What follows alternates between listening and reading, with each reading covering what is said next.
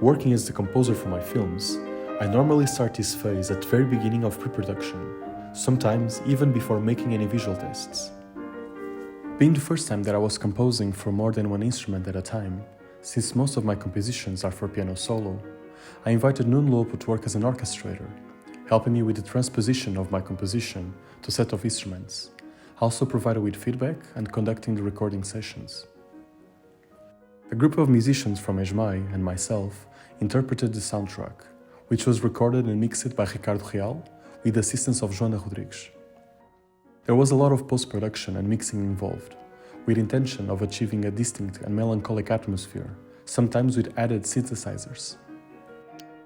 The film's soundtrack is divided by 4 distinct parts.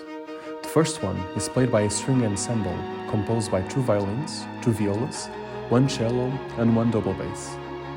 In this first part, there is also an ethereal sound of synthesizer that is played by me, added in post-production. This sound will eventually come back towards the end of the film. The second part is a duet of piano and cello, interpreted by me and the great cello player Miguel Teixeira.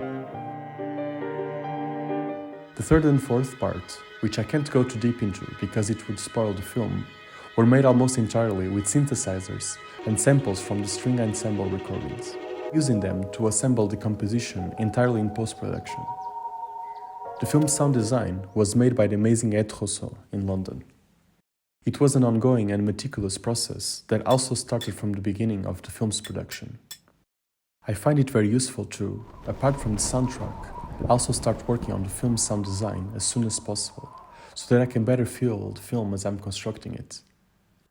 Ed did a brilliant job taking this project to the next level with an incredibly precise and immersive sound treatment.